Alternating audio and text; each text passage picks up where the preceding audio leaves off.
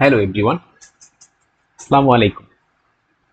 সবাইকে একটা খুশির সংবাদ দিয়ে আজকের ভিডিও শুরু করতে চাচ্ছি। সেটা হচ্ছে আমরা বিসিএস এর জন্য মেকানিক্স কোর্সটি চালু করেছি। এর ভিত্তিমূল্য ধরা হয়েছে 1000 টাকা। অর্থাৎ যারা কিনবেন তারাই কেবল এই ভিডিওগুলো দেখতে পারবেন, এবং আমরা কোরবানির এক সপ্তাহের মধ্যে আশা রাখি এই ভিডিওগুলো সব, অর্থাৎ বিসিএস এর যে পরিমাণ সিলেবাস আছে সব কভার করে ফেলতে পারবো। তো আমরা শুরু করতে চাই কথা না বাড়িয়ে। শুরু করার আগে আরেকটু কথা বলে নেওয়া দরকার, সেটা হচ্ছে আমার পড়ানোর স্টাইলটা কি। পড়ানোর স্টাইল হচ্ছে আমি শুধুমাত্র কোশ্চেন সলভ করব না, আমি প্রত্যেকটা চ্যাপ্টারের থিওরি আগে আলোচনা করব, যাতে করে একটু প্রশ্ন যদি পরিবর্তন হয় সেক্ষেত্রে আমরা ভালো কিছু করতে পারি। তো সেই কারণে আগে হচ্ছে আমরা প্রত্যেকটা চ্যাপ্টারের থিওরি আলোচনা করব, তারপরে হচ্ছে বা থিওরি বা বেসিক বলতে পারেন, সেটা আলোচনা করার মাধ্যমে আমরা হচ্ছে বিসিএস কোশ্চেন সলভ করতে চাই। এটা হচ্ছে আমাদের একটা জাস্ট পরিকল্পনার কথা বললাম। সাথে সাথে একটু মনে রাখা দরকার যে আমাদের এখানে বেশ কয়েকটি চ্যাপ্টার আছে। আমি দেখেছি যে 10টার মতো চ্যাপ্টার আছে। তা আমরা দুই একটা চ্যাপ্টার বাদে সবগুলো চ্যাপ্টারই করতে হবে, এবং সবগুলো চ্যাপ্টারই ইম্পর্টেন্ট। তো আমি সেই উদ্দেশ্যে চেষ্টা করব 12 থেকে 15টা ভিডিওর মধ্যে বা আরো কম ভিডিওর মধ্যে মেকানিক্স কোর্সগুলো শেষ করে দিতে। তো আমরা শুরু করতে চাই। মেকানিক্সকে আসলে দুইটা পার্টে ভাগ করা যেতে পারে। একটা হচ্ছে স্ট্যাটিক্স। অনেকে মনে করতে পারে এটা পড়ে স্ট্যাটিস্টিক্স। নো, স্ট্যাটিস্টিক্স আরেকটা সাবজেক্ট, পরিসংখ্যান, সেটা না। এখানে স্ট্যাটিক্স মানে এখানে স্থিতিবিদ্যা, আরেকটা হচ্ছে ডিনামিক্স বা ডাইনামিক্স বলে অনেকে, যে যেটা বলে সমস্যা নেই। তো স্ট্যাটিক্স এর আলোচনার ব্যাপার হচ্ছে এখানে আমরা একটা বডি অথবা একটা পার্টিকেল রেস্ট অবস্থায় থাকলে কিরকম হয় বা কিরকম কি হতে পারে, তার প্রপার্টিস কি, সেই সম্পর্কে আলোচনা করে থাকি। সহজ কথা। এই কারণে দেখো আমি লিখে রাখছি স্ট্যাটিক্স অফ বডি আর পার্টিকেল হতে পারে এট রেস্ট, রেস্ট অবস্থায়। অর্থাৎ তোমাকে যদি সহজভাবে যদি আমি বলতে চাই যে আসলে স্ট্যাটিক্স এর আলোচনার বিষয় কি, সহজ কথায় বলে দিবা যে রেস্ট অবস্থায় একটা বডি বা একটা পার্টিকেল কি কি বৈশিষ্ট্য বা কি কি প্রপার্টিস আছে সেগুলো নিয়ে যদি আলোচনা আমরা করি, সেইটাই হচ্ছে স্ট্যাটিক্স এর একটা আলোচনার বিষয়। ডিনামিক্সে তার বিপরীত ঘটনা। এখানে মোশন, মোশন থাকবে, এই দেখো লিখে দেখছি ইন মোশন, অর্থাৎ মোশন থাকবে, সেখানে একটা পার্টিকেল বা বডির কি কি হতে পারে বা কি কি প্রপার্টিস থাকতে পারে সেটা নিয়ে আলোচনাই হচ্ছে আমার ডিনামিক্স এর একটা গুরুত্বপূর্ণ অংশ। ডিনামিক্সকে আবার দুটি পার্টে ভাগ করা যেতে পারে। একটা হচ্ছে কাইনেমেটিক্স আর একটা হচ্ছে কাইনেটিক্স। দেখো এখানে আমি লিখে রাখছি যে এখানে একটা হচ্ছে কাইনেমেটিক্স আর একটা হচ্ছে কাইনেটিক্স। এই আলোচনাটুকু আসলে সিলেবাসের বাহিরে, তারপরে পড়ছি কারণ হচ্ছে ভাইবা তো অনেক সময় মেকানিক্স থেকে এরকম জিজ্ঞেস করে যে কাইনেমেটিক্স আর কাইনেটিক্স এর মধ্যে পার্থক্য কি। এই কারণে তো কাইনেমেটিক্স হচ্ছে উইদাউট এনি অ্যাক্টিং ফোর্স, অর্থাৎ কাইনেমেটিক্স এর শাখায় কোনো ধরনের অ্যাক্টিং ফোর্স থাকবে না, কিন্তু কাইনেটিক্স এর শাখায় সেখানে অবশ্যই অবশ্যই একটা অ্যাক্টিং ফোর্স থাকবেই থাকবে। ঠিক আছে, ফোর্স থাকবে, এখানে ফোর্স থাকবে, কিন্তু এখানে ফোর্স থাকবে না। এখানে দেখো লেখা আছে উইদাউট, মানে ফোর্স ছাড়া। এই যে উইদাউট ফোর্স, ফোর্স থাকবে না। ঠিক আছে। আচ্ছা, আমরা এবার যেতে চাই। আমরা এই দুইটি পার্ট নিয়ে আসলে আলোচনা করব। আমরা তারপর দেখাবো ওখানে। দেখো আমাদের যে চ্যাপ্টার ওয়ান এর আমাদের চ্যাপ্টার ওয়ানটার নাম হচ্ছে আমাদের motion of particle in one dimension. এইটা এটা হচ্ছে তোমাদের বইতে দেওয়া motion of particle in one dimension. আমি আমাদের স্টুডেন্টদেরকে বা আমি আরো একজনকে পড়িয়েছিলাম, সেখানে আমি এই চ্যাপ্টারটার নামটাকে এভাবে পড়ছিলাম যে motion in a straight line under some force. অর্থাৎ আমি এই চ্যাপ্টারটার নাম দিয়েছিলাম একটুখানির জন্য যে এইটা নাম দিয়েছিলাম। কি নাম দিয়েছিলাম? দিয়েছিলাম হচ্ছে motion in a straight line under some forces. তা আগের লাইনটা তুমি যদি বলো আমাকে যে এই আগের লাইনটার সাথে, মানে আগের এই যে শিরোনামটা আমি যদি মনে করি এটা একটা শিরোনাম, যে আগের এই শিরোনামের সাথে আপনার শিরোনামের পার্থক্য কি? কোনো পার্থক্য নাই, কিন্তু আমি আরো সহজ করে লিখছি। এখানে লিখছে দেখো, এখানে লিখছে হচ্ছে motion of a particle in one dimension. এই যে এইটা, এই যে এইটার মানে হচ্ছে দেখো একত্রে বলছে যে মোশন অফ এ পার্টিকেল, একটা পার্টিকেলের মোশন। তাহলে আমরা বুঝতে পারি এখান থেকে জাস্ট এতটুকু থেকে বলতে পারি মোশন অফ এ পার্টিকেল, এটা থেকে বুঝতে পারি যে এই ব্যাপারটা হচ্ছে ডিনামিক্স এর একটা পার্ট। কেমনে বুঝলাম? কারণ কিছুক্ষণ আগে বলে আসলাম তোমাদেরকে যে মোশন থাকলে সেটা ডিনামিক্স এর পার্ট ইন ওয়ান ডাইমেনশন। এখন ডাইমেনশনটা এরকম হতে পারে, দেখো এরকম হরিজন্টাল, এটা তো ওয়ান ডাইমেনশন। আচ্ছা, কেউ যদি এক্স অ্যাক্সিস না নিয়ে শুধুমাত্র ওয়াই অ্যাক্সিস নিয়ে কাজ করে, এটাও কিন্তু ওয়ান ডাইমেনশন, শুধু ওয়াই। ঠিক আছে, বুঝতে পেরেছো? কিন্তু আমরা আমাদের আলোচনার সুবিধার্থে সবসময় হরিজন্টাল নিয়ে কাজ করে থাকি, বেশিরভাগ সময়, সব সময় না বলা উচিত, বেশিরভাগ সময়। এই কারণে দেখো এইটা এবং এটা উভয় কিন্তু স্ট্রেট লাইন, এই দুটাই কিন্তু স্ট্রেট লাইন, তাই কিনা? তাহলে আমি যদি এই কথা লিখি যে motion in a straight line, একই কথা হলো। এই আগের লাইনের মধ্যে আগের এই যে বক্সে আর এই বক্স একই কথা হলো। কেন? Motion in a straight line, সাথে আমি বাড়াইছি এখানে কিছু ফোর্স থাকবে, তার মানে কি ফোর্স থাকবে? সাম ফোর্সেস থাকবে। তাহলে আমি বুঝতে পারছি ডিনামিক্স এর মধ্যে যেটা কাইনেমেটিক্স আছে আর কাইনেটিক্স আছে, সেটার কোন পার্ট? এটা হচ্ছে এই যে চ্যাপ্টারটা আমরা আলোচনা করছি, সেটা হচ্ছে ডিনামিক্স এর কিন্তু কাইনেটিক্স পার্ট। বলো তো বুঝছো কিনা? কেন? কারণ এখানে কিছু ফোর্স থাকবে, তোমাকে ফোর্স দিয়ে দিতে হবে। এই চ্যাপ্টারে দেখবা যে আমরা ফোর্স দিচ্ছি, কথায় কথায় বলবে যে কিছু ফোর্স আছে। ওকে, তাহলে আমরা যেতে চাই, এখন আমরা যেতে চাই চ্যাপ্টারটা, তাহলে বোঝা গেল। তাহলে দুইটা নামই সঠিক, motion of a particle in one dimension, আবার motion in a straight line. One dimension মানে তো আসলে এরকম স্ট্রেট লাইন। ঠিক আছে, ওকে। এখন এখানে কিছু ফোর্স থাকবে, জাস্ট এখানে এই নিচেরটা একটু বাড়তি একটা ব্যাপার দেওয়া আছে, সাম ফোর্স, এই কিছু ফোর্স থাকবে। তাহলে সাম ফোর্স থাকলে আমরা বলতে পারি ওইটা হচ্ছে কাইনেটিক্স এর একটা শাখা। ওকে, তাহলে এই কারণে দেখো আমি পাশে লিখে রাখছি, তোমরা দেখতে পাচ্ছ যে ডিনামিক্স চ্যাপ্টারটা হচ্ছে ডিনামিক্স এর অন্তর্গত। তারপরে বলছি ডিনামিক্স এর মধ্যে আবার সেটা কি বলছে, এটা হচ্ছে আবার একটা কাইনেটিক্স। ওকে, আচ্ছা, এরপর তাহলে চ্যাপ্টারটা সম্পর্কে আমাদের ধারণা হলো যে এখানে একটা ফোর্স থাকবে এবং মোশন, সব সময় যত মোশন নিয়ে আলোচনা করব সেটা স্ট্রেট লাইন হবে, সহজ কথা। এখন আমরা থিওরি আলোচনা করব এবং এই আলোচনাগুলো বুঝতে হবে। ঠিক আছে, আবার বলছি এখন আমরা থিওরি আলোচনা করব এবং এই আলোচনাগুলো অবশ্যই অবশ্যই অবশ্যই তোমাদেরকে বুঝতে হবে। আচ্ছা, এবার দেখো আমি এখানে ইংরেজিতে লিখেছি, কিন্তু আমি বাংলায় বলবো। তোমরা তোমাদের বই, যে কোনো বই তোমরা যেটা ফলো করো, সবচেয়ে বেশি ফলো করে মানুষ তিতাস বিসিএস বিষয়ভিত্তিক গণিত 200 নম্বরের লিখিত পরীক্ষা, সেই বইটা ফলো করে। তোমরা, আমি সেই বই থেকেই লিখছি, কিন্তু আমি ইংরেজিতে লিখছি। তুমি সেটা একটা বই কিনে নিয়ে তুমি বাংলাটা দেখতে পারো, আমি তো সাথে সাথে বাংলা বলবোই। আমরা যখন কোশ্চেন দিব, মানে কোশ্চেন সলভ করব, তোমাকে একটু দেখায় আসি। এই দেখো এখানে এরকম আকারে আমি এটা ওই বই থেকে নিয়েছি, তখন কিন্তু এখানে বাংলা এবং ইংলিশ বই থাকবে। আমি আসলে ইংরেজিতে একটু ব্যাখ্যা করতে চাই এই পাশে। তাহলে এখানে ব্যাপারটা দেখো, আমাদের এই যে যে থিওরি, এই আলোচনা যারা খুব সুন্দর করে বুঝবে তারাই কিন্তু ম্যাথ গুলো ভালোভাবে পারবে, এটা হচ্ছে একটা ব্যাপার। এবার দেখো আমরা একটু যেতে চাই, বলছে for motion of a particle in a straight line. কেন? তুমি প্রথমে বলতে পারতে এইসব কথা লিখছেন কেন? কারণ আমি, আমাদের চ্যাপ্টারটাই হচ্ছে motion in a straight line under some force, কিছু ফোর্স থাকবে। এখন ফোর্স দেখো, এই কারণে আমি একটা স্ট্রেট লাইন নিচ্ছি, এই দেখো ও এক্স একটা স্ট্রেট লাইন। এখন আমি এই কথাটাই বলছি, for a motion of a particle in a straight line we take X axis along the line O X. অর্থাৎ আমি এবার এখানে এই স্ট্রেট লাইনটা এক্স অ্যাক্সিস বরাবর নিয়েছি, কারণ আমি কিন্তু কিছুক্ষণ আগেই বলছি যে দেখো এটাও একটা স্ট্রেট লাইন হয়, যদি এটা হচ্ছে ওয়াই অ্যাক্সিস, এটাও একটা স্ট্রেট লাইন হয়, এটা এক্স অ্যাক্সিস। আমরা সাধারণত সব সময়, বেশিরভাগ সময় এটা নিয়ে ক্যালকুলেশন করতে করতে অভ্যস্ত, এই কারণে আমি সব সময় এই বরাবর নিচ্ছি, হ্যাঁ, এক্স অ্যাক্সিস বরাবর নিচ্ছি। কেউ যদি বলে না আমি ওয়াই অ্যাক্সিস বরাবর নিব, না সমস্যা নাই, আমি সেই কথাটাই এখানে লিখছি ফর মোশন। এই দেখো এখানে আমি সেই কথাটাই লিখছি যে for motion of a particle in a straight line, এই যে আমরা কি নিচ্ছি, এক্স অ্যাক্সিস নিয়েছি। ওকে, তুমি চাইলে অন্য একটা নিতে পারো, কোনো সমস্যা নেই। ওকে, এরপর দেখো আমি কি কি লিখছি। তাহলে আমরা এখানে এখন বৈশিষ্ট্যগুলো পড়াশোনা করবো এখানে, যে আমরা নেওয়া হয়ে গেল, হয়ে গেছে না। আমি প্রথমেই জাস্ট একটা স্ট্রেট লাইন নিতে বলছি, আমি সেটা নিচ্ছি, এই যে এরকম একটা স্ট্রেট লাইন নিচ্ছি। ওকে, এক্স অ্যাক্সিস বরাবর, আর কিছু কিন্তু করিনি।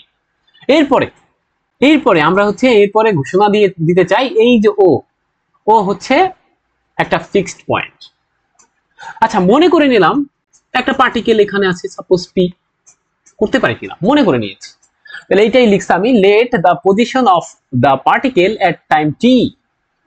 এই যে এখানে, এখানে একটা টাইম আছে, সাপোজ এখানে টাইম আছে এট টাইম টি বিপি, অর্থাৎ পি সময়ে সাপোজ একটা পার্টিকেল এখান থেকে এখানে আছে, তাহলে এই যে পি এখানে আসতে সময় এটা হচ্ছে টাইম টি, ঠিক আছে।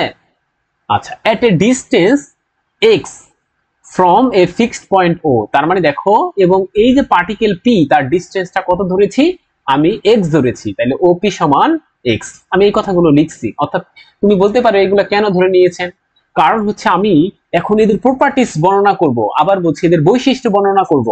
তবে আমি যদি এইসব ঘটনা ধরে না নেই তখন কিন্তু আমি আর কিছু করতে পারবো না, কোনো ধরনের বৈশিষ্ট্য আলোচনা করতে পারবো না। তা আমি মনে করে নিলাম, কি মনে করে নিলাম, যে এখানে সাপোজ তুমি মনে করো, আমি তোমাকে আরো সুন্দর করে বুঝাতে পারি ব্যাপারটা, যে তোমার সাপোজ একটা পার্টিকেল ছিল এখানে, সাপোজ এটা একদম t equals to 0, suppose t equals to 0, একটা টাইম যখন 0 তখন পার্টিকেলটা এখানে ছিল। এরপরে আমি একটা ফোর্স দিলাম, সাপোজ ফোর্স দিলাম, ফোর্স দিতে দিতে দিতে সেই পার্টিকেলটা এখানে আসলো। সাম ফোর্স দেওয়ার পরে পার্টিকেলটা যখন এখানে আসলো তখন তার টাইম হচ্ছে টি। তাহলে আমরা দেখতে পাচ্ছি কতটুকু ডিস্টেন্স গেল আমি সেটাও বলে দিলাম, ইন জেনারেল ধরে নিলাম এটা হচ্ছে এক্স ডিস্টেন্স।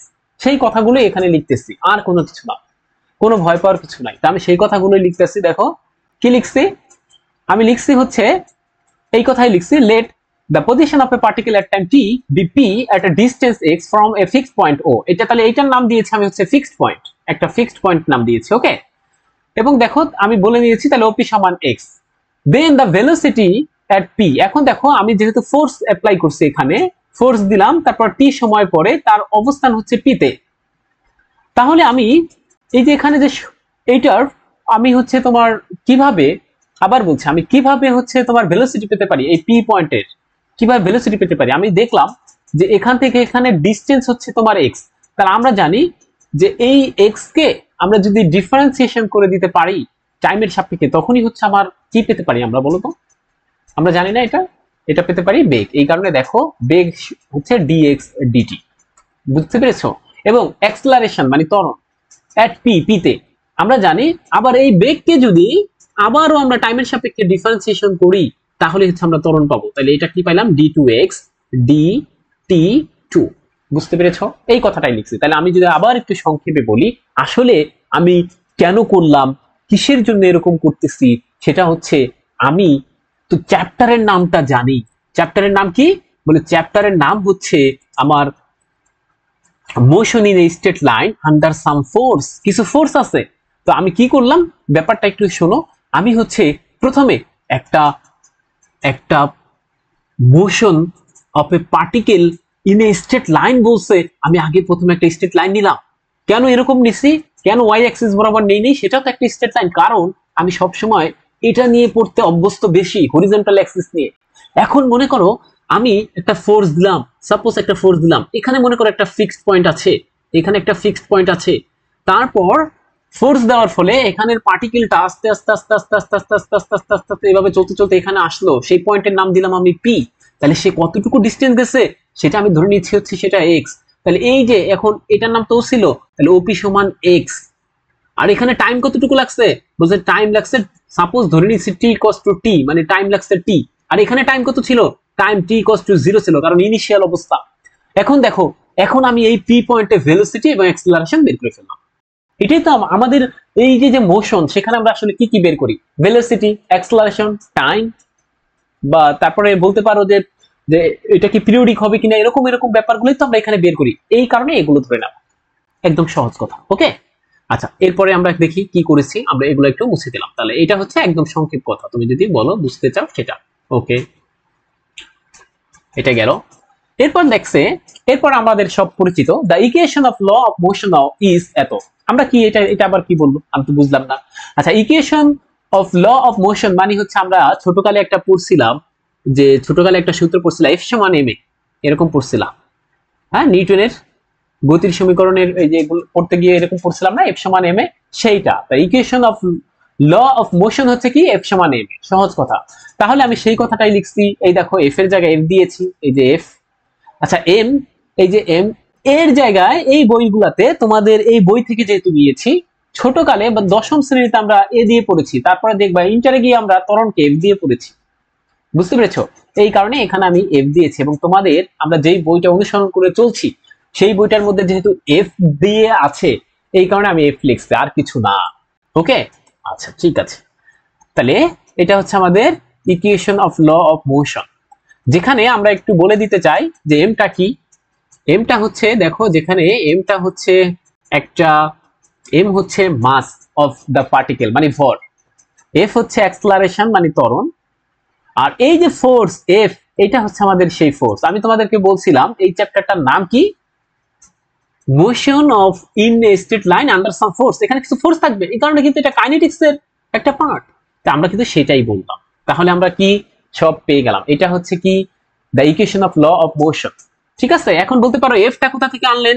এই যে আমি এখানে বসাইছি এই ইকুয়েশনে এম এর জায়গায় এম ফিক্সড আছে, এই এফ এফ মানে এই মাত্র বলছি এই যে অ্যাক্সেলারেশন, দেখছো এটা আমি বসাই দিয়েছি। তাহলে এইটাকে মনে রাখতে হবে, এইটা হচ্ছে একটা গুরুত্বপূর্ণ জিনিস, বারবার বলছি এইটাকে মনে রাখতে হবে। এটা স্টার দিয়ে দাও, এখন থেকে এটাকে মনে রাখতে হবে। কি বলছি তাহলে, যদি এই ঘটনাগুলো একটু মনে রাখতে হবে। এটা একটা ফিক্সড পয়েন্ট হয়, এখানে একটা যদি পার্টিকেল সাপোজ ফিক্সড পয়েন্টে আমি একটা, মনে করো একটা বল প্রয়োগ করলাম, তাহলে এই ফিক্সড পয়েন্ট আস্তে আস্তে আস্তে মনে করো এখানে আসলো, সাপোজ আসার পরে এখানে কি হলো, একটা পার্টিকেল ও থেকে ফিক্সড পয়েন্ট থেকে আস্তে আস্তে আস্তে আস্তে এখানে আসলো, তার ডিস্টেন্স হচ্ছে এক্স। তখন the law of equation of মোশনটা কি হবে, বলছে এটা হবে হচ্ছে a d two x D T two equals to f, যেখানে এফটা হচ্ছে আমাদের অ্যাক্টিং ফোর্স, এমটা হচ্ছে আমাদের মাস অফ দ্য পার্টিকেল, এই পার্টিকেলের মাস। এখানে একটা পার্টিকেল আছে, সেই পার্টিকেলটাই তো আস্তে আস্তে আস্তে আস্তে ফোর্স পাওয়ার ফলে এখানে আসছে, ঠিক না? আর এই যে D two x D T two এটা হচ্ছে অ্যাক্সেলারেশন। এটা আমাকে জানতে হবে, একদম মুখস্থ করে ফেলতে হবে। আচ্ছা ঠিক আছে, এটা হচ্ছে আমাদের থিওরির একটা পার্ট গেল। এরপর আমরা বিভিন্ন কেস নিয়ে আলোচনা করব। আসলে এইগুলা ছোটকালের পড়া ছিল, এইগুলা তোমরা জানো। এইটা এখান থেকে আমাদের পড়াটা শুরু হবে। এখানে বলে দিয়েছে বিভিন্ন কেস বলে দিয়েছে। কি বলে দিয়েছে, বলছে motion under repulsive force proportional to distance, এই কথা বলে দিয়েছে। কখনো কখনো তোমাদের এভাবে বলে দিতে পারে, যে কখনো কখনো সহজভাবে এরকম বলে দিতে পারে ম্যাথের মধ্যে, আমি একটু সেটাও লিখে দিতে চাই। শুধু বলে দিতে পারে varies as the distance from O, এই কথার যে কথা from O এটাও বলতে পারে। আমি এটা আবার বুঝাতে আসবো, হ্যাঁ, এই মনে রাখবা। এই কেস না বলে দিয়ে কখনো কখনো এটাও বলে দিতে পারে ম্যাথের মধ্যে। তা আমরা একটু দেখতে চাই এখানে আসলে কিছুই বলছে। Motion under repulsive force, repulsive force মানে কি সেটা একটু আমাকে জানতে হবে। রিপালসিভ ফোর্স মানে হচ্ছে একটা গুরুত্বপূর্ণ ফোর্স, যেই ফোর্সটা হচ্ছে তোমাকে কোথাও থেকে দূরে সরাই দিবে। সহজ কথা, রিপালসিভ মানে কি বলছি, দূরে সরাই দিবে ফিক্সড পয়েন্ট থেকে। আমি এখানে ফিক্সড পয়েন্টই বললাম তোমাদের বোঝানোর জন্য। রিপালসিভ ফোর্স মানে ধরো এই ফিক্সড পয়েন্ট থেকে যেই ফোর্সটা কোন একটা পার্টিকেলকে ফিক্সড পয়েন্ট থেকে দূরে সরাই দিবে। আবার বলছি, এইটা যদি আমাদের ফিক্সড পয়েন্ট হয়, সাপোজ ওটা হচ্ছে আমাদের ফিক্সড পয়েন্ট, আমি লিখে দিলাম ফিক্সড, পিটিতে আমি মনে করো পয়েন্ট বুঝাচ্ছি, ওকে, জায়গা নাই দেখা। তাহলে ফিক্সড পয়েন্ট থেকে যেই ফোর্সটা একটা পার্টিকেলকে দূরে সরাই দিবে ফিক্সড পয়েন্ট থেকে, আবার বলছি কোথা থেকে, ফিক্সড পয়েন্ট থেকে দূরে সরাই দিবে, সেই ফোর্সটার নাম আমরা বলবো রিপালসিভ ফোর্স। একদম সহজ কথা। আমি কিন্তু এটা এখানে বোঝানোর জন্য বলছি, আসলে রিপালসিভ ফোর্স মানে অ্যাট্রাক্ট করবে না, মানে কাছে নিয়ে আসবে না, বরং দূরে সরাই দিবে, সহজ কথা। ওকে, এখন যদি কখনো বলে দেয় তোমাকে যে ফোর্স প্রপোর্শনাল টু ডিস্টেন্স, তখন তুমি কিভাবে করবা, মানে এটা বলে দিবে অঙ্কের মধ্যে, ঠিক আছে? তখন তোমাকে আসলে এই দেখো, এই আমি তাহলে আবার একটা চিত্র আঁকলাম। এটা হচ্ছে আমার একটা চিত্র, বিভিন্ন রকম হতে পারে। ও হচ্ছে আমার ফিক্সড পয়েন্ট, এবার আমি নাম দিয়েছি এম এই পয়েন্টের, ঠিক আছে? এবার মনে করো তোমাকে আমি আগে ঘটনাটা বলে নেই, তাহলে তুমি বুঝতে পারবা। তারপর ওকে, আগে ঘটনাটা একটু বলি, তুমি শোনো। এই বরাবর তো একটা মোশন আছে, সাপোজ এটাই আমার এক্স অ্যাক্সিস। এখন দেখো এটা হচ্ছে আমাদের ফিক্সড পয়েন্ট, এই যে আমাদের ফিক্সড পয়েন্ট ও, ফিক্সড পিটি, এটা হচ্ছে আমার ও। আচ্ছা, ফিক্সড পয়েন্ট। এখন মনে করো আমি এমন একটা ফোর্স দিলাম যে যেই ফোর্সটা হচ্ছে ফিক্সড পয়েন্ট থেকে একটা পার্টিকেলকে দূরে সরাই দেয়। আবার বলছি, একটা পার্টিকেলকে দূরে সরাই দেয়, তার মানে ওই ফোর্সটা রিপালসিভ ফোর্স। তাহলে আমি মনে করে নাও এই যে সেই ফোর্সটা দিলাম, এখন একটা পার্টিকেলকে দূরে সরাই দিছে। তাহলে আমি একটু লাল কালি নিয়ে আসি। সাপোজ মনে করো এই পার্টিকেলটা প্রথমে এখানে ছিল, তারপরে এখান থেকে এখানে এখানে এখানে এখানে এখানে এখানে আইসা পরে থাকলো। ওকে, এবং এই পয়েন্টের আমি নাম দিলাম হচ্ছে এম। আমি তোমার ইচ্ছা, তুমি অন্য কোনো নাম দিতে পারো, ঠিক আছে? আচ্ছা, এবং তুমি মনে করে নাও যে তোমার কাছে যে একটা ব্যাপার আছে, এই পুরাটুকু, এই পুরাটুকুর নাম হচ্ছে ওপি। তাহলে এই যে পুরাটুকু, এটা আমার মনে করা, তুমি যদি অন্য কোনো নাম দিতে পারো কোনো সমস্যা নাই। আমি মনে করে নিলাম এই ওপি সমান হচ্ছে এক্স। ওকে, বুঝতে পেরেছ?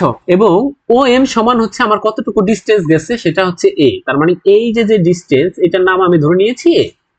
ফোর্স দেওয়ার ফলে এই যে ফিক্সড পয়েন্ট থেকে একটা পার্টিকেল এম পয়েন্টে গেল, কতটুকু ডিস্টেন্স গেল, এ পয়েন্ট। এবং আমি মনে করে নিলাম এখানে আইসা সে থেমে গেছে, শেষ বেগ কত, 0। তখন এখানে কি কি ঘটনা ঘটবে সেটা আমরা একটু দেখতে চাই। এই কথাগুলোই লিখছি, ঠিক আছে? এখন দেখো, আমরা একটা কথা বলবো, যদি কখনো কখনো রিপালসিভ ফোর্স না বলে এই কথাটা থাকতে পারে, রিপালসিভ ফোর্স না বলা মানে না বলাও থাকতে পারে প্রশ্নে, এইটা বলতে পারে, এই ডিরেক্টেড অ্যাওয়ে ফ্রম ও। অর্থাৎ যখনই দেখবা ডিরেক্টেড অ্যাওয়ে, অর্থাৎ এইটা হচ্ছে ও থেকে পার্টিকেলটা চলে যাবে, ডিরেক্টেড অ্যাওয়ে থাকলেই এটা বুঝে দিবা। ওকে, বুঝতে পেরেছো? আচ্ছা, ডিরেক্টেড অ্যাওয়ে এটা থাকলে কি বুঝবা? পার্টিকেল ফিক্সড পয়েন্ট থেকে দূরে সরে যাচ্ছে, সহজ কথা। ফ্রম ও বলছে, দেখছো? আচ্ছা, ও মানে তো আমার ফিক্সড পয়েন্ট, এই কারণে বললাম। তাহলে আমি এই কথাগুলো লিখছি, motion under an acceleration proportional to the distance from fixed point O. এটা কেমনে আসছে? এখানে দেখো বলে দিছে, motion under repulsive force proportional to distance. এই কথা বলে দিবে, অঙ্কের মধ্যে বলে দিবে, অথবা এভাবে বলতে পারে varies as the distance from O. ঠিক আছে, এইভাবেও বলে দিতে পারে। এই কথা যদি লেখা দেখো অঙ্কের মধ্যে, অথবা এই কথা লেখা দেখে তোমার তখনই শুরু হবে কি বলে, কি দিয়ে শুরু করতে হবে। দেখো এখানে বলে দিছে মোশনটা বা ফোর্সটা, এই যে এখানে দেখো, এই যেখানে বলা আছে ফোর্স প্রপোর্শনাল। তাহলে তোমরা ছোটকালে পড়ছো ফোর্স প্রপোর্শনাল টু ডিস্টেন্স। ডিস্টেন্সকে আমি এক্স হিসেবে ধরলাম মনে মনে, ঠিক আছে কিনা? ওকে, আচ্ছা, এরপর দেখো এখানে একটা গুরুত্বপূর্ণ কথা আছে। আমরা জানি আবার এফ সমান এম এ, তাই কিনা? এই এফ সমান এম এ, ছোটকালের ভাষায় বললাম এফ সমান এম এ, কিন্তু এখন থেকে আমরা এই ইউজ করবো না, এফ সমান এম এফ। তাহলে এফ সমান যদি এম এফ হয় প্রপোর্শনাল টু এক্স, এখন এম যেহেতু কনস্ট্যান্ট, আমি এটা থেকে বলতে পারি F is proportional to x. তার মানে আমি কোথা থেকে কি বললাম? দেখো প্রথমে ছিল কিন্তু অঙ্কের মধ্যে বলা ছিল, একটু শুনতে হবে, অঙ্কের মধ্যে বলা ছিল এই লাইনটা যে ফোর্স মানে repulsive force proportional to distance হিসেবে আমি এক্স নিয়েছি, কারণ এই যে দেখো এখান থেকে এই ডিস্টেন্সটা ছিল হচ্ছে আমাদের এক্স, ও থেকে পি এর ডিস্টেন্সটা ছিল এক্স, এই কারণে নিচ্ছে। ওকে, এরপর এফ সমান এম এ লিখছি, সরি এফ সমান এই যে এখান থেকে এটা লিখছি এম এফ, এবং এই যা আছে তা এখানে লিখে দিলাম। আর এম যেহেতু কনস্ট্যান্ট, তাকে আমি একটু সরাই নিলাম। প্রপোর্শনালের ক্ষেত্রে কনস্ট্যান্টকে সরানো যায়, কোনো সমস্যা নেই, আমরা জানি। কারণ হচ্ছে আমরা জানি আবার প্রপোর্শনাল চিহ্ন উঠালে কনস্ট্যান্টকে আনতে হয়, এটা কিন্তু তোমরা জানো। এবার দেখো আমরা সেখান থেকে পাইলাম F is proportional to x, অর্থাৎ আমি কোথা থেকে কি পেলাম? প্রথমে ছিল capital F, x is proportional to x, এটা দ্বারা বোঝায় ফোর্স ডিস্টেন্সের সমানুপাতিক। সেখান থেকে আমি জাস্ট 2 লাইন করার ফলে পাইলাম যে আসলে ত্বরণও ওই ডিস্টেন্সের সমানুপাতিক। এই কথাগুলো এখানে লিখছি, motion under an acceleration proportional to the distance. কোথা থেকে পাইছি? এই যে এই সম্পর্ক থেকে পাইছি। Okay, from a fixed point O, এই ফিক্সড পয়েন্ট ও থেকে। এরপরে এই ঘটনার বা আমরা আবার বলছি, যখনই দেখবা রিপালসিভ ফোর্স, তখনই মনে রাখবা রিপালসিভ ফোর্স মানে ডিরেক্টেড অ্যাওয়ে ফ্রম ও, অর্থাৎ ও থেকে দূরে সরে যাবে। অঙ্কের মধ্যে কখনো কখনো এই লাইনটাও থাকতে পারে, কখনো কখনো এই লাইনটাও থাকতে পারে। এখন কিন্তু আমরা থিওরি আলোচনা করছি, এই কারণে তোমার কাছে কঠিন মনে হতে পারে। যখন অঙ্ক করবা তখন মনে হবে যে থিওরি আলোচনা করে ভালো হয়েছে।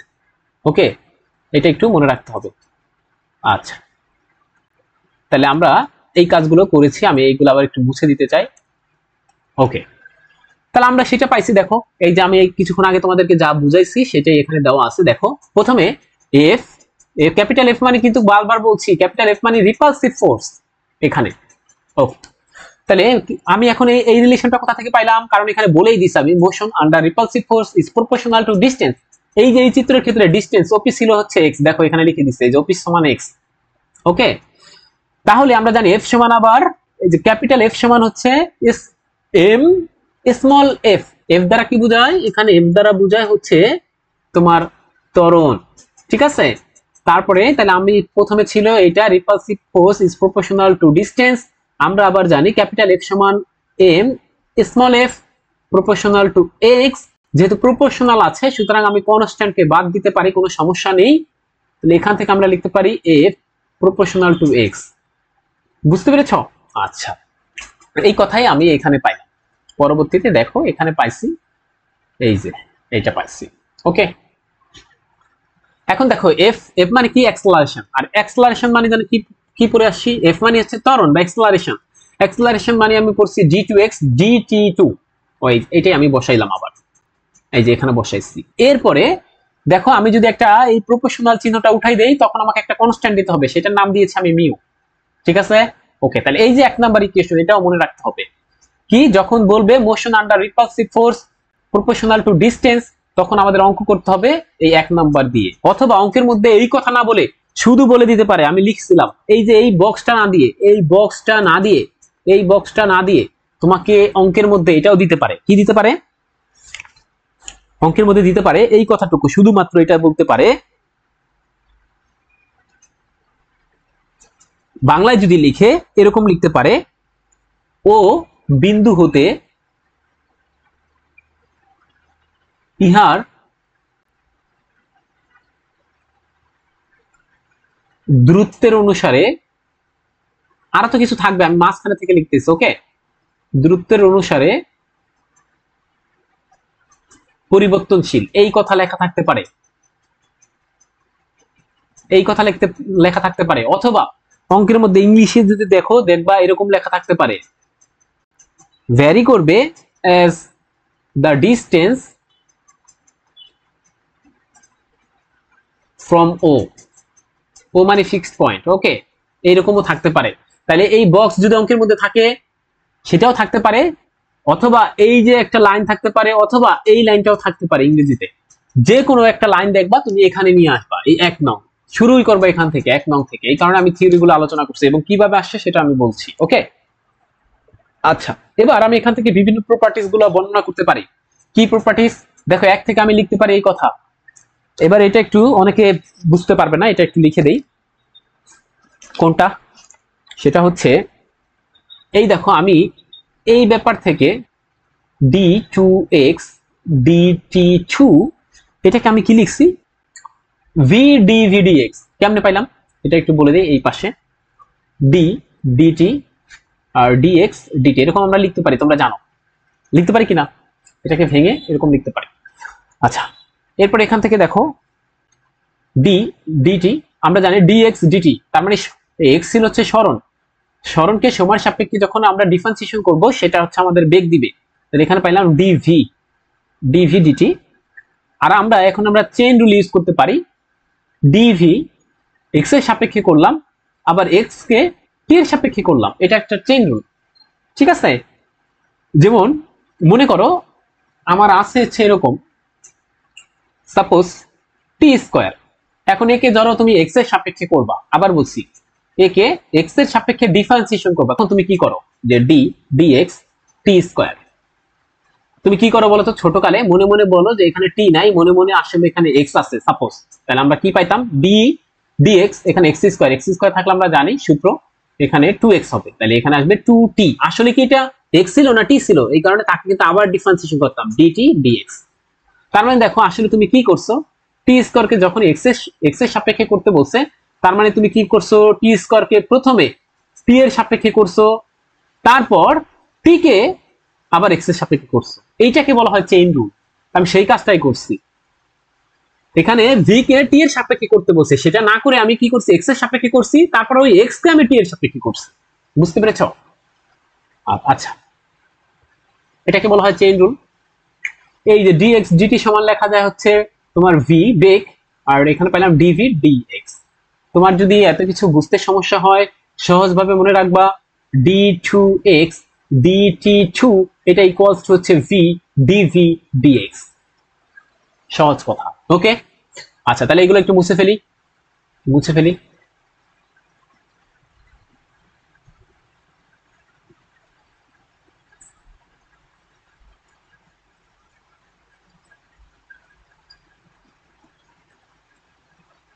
একটু মুছে ফেলতে দাও।